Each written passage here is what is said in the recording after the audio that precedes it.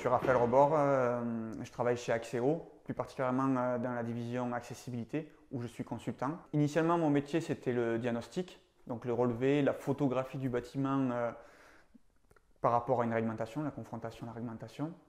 Et aujourd'hui, on est beaucoup plus positionné sur tout ce qui est accompagnement des maîtres d'ouvrage privés ou publics pour la mise en conformité de leur bâtiment. Pour être un bon consultant accessibilité, il faut de l'énergie, beaucoup de rigueur, aussi un bon relationnel avec toute l'équipe parce que chaque projet n'est pas que le projet d'une personne, c'est toute l'agence qui est concernée, voire les collègues d'autres agences ou du siège. Le relationnel extérieur avec les entreprises et l'animation de réunions, c'est vraiment la partie la plus intéressante. Avoir des échanges intellectuels avec d'autres professionnels, c'est vraiment ce qu'il y a de plus attractif et intéressant. Voilà.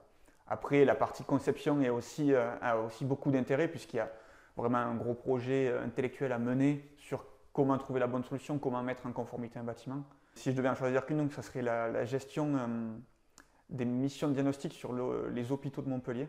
On a réussi, avec un jeu de transparence, à rassurer le client et à lui répondre exactement à ses besoins et à ses attentes. Et pour ma part, j'ai managé une équipe de 4 ou 5 diagnostiqueurs sur ce projet-là. Ça va bientôt faire 9 ans que je suis chez Axéo. J'ai été le premier employé de la division accessibilité, franchi pas mal d'échelons en interne. Je suis rentré avec une licence en contrôle expertise du bâtiment en tant que diagnostiqueur.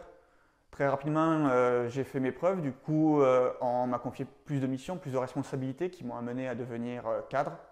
Ensuite, je suis devenu consultant, donc pour avoir l'ouverture sur d'autres projets, d'autres missions à tenir.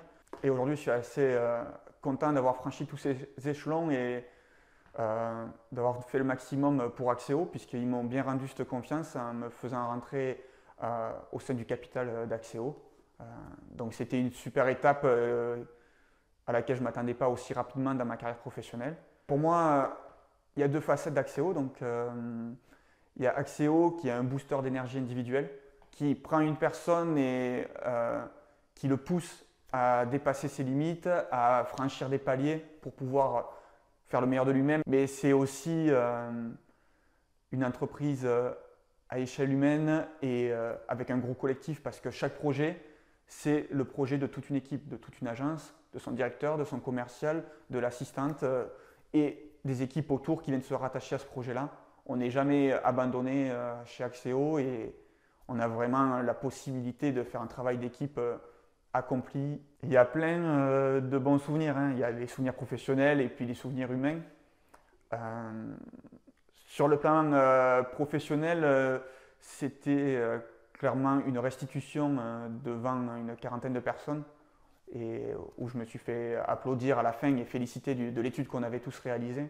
Et le meilleur souvenir humain, c'est les activités parallèles qu'on retrouve dans chaque agence, les sorties, les challenges Apollo, qui nous a permis en fait, lorsqu'on a gagné un petit challenge en interne, de partir 4 jours à Édimbourg avec toute l'agence. Et voilà, humainement, c'était vraiment très très fort. Mon avenir chez Axéo, je le vois rempli de défis, mais aussi encore, comme jusqu'à présent, rempli de bons moments professionnels, humains et des bonnes surprises à venir. Sur les 10 dernières années, j'ai complètement évolué dans mon métier, je ne fais plus la même chose que ce que je faisais en rentrant. Donc j'imagine que dans 10 ans, je ferai encore d'autres choses chez Axéo.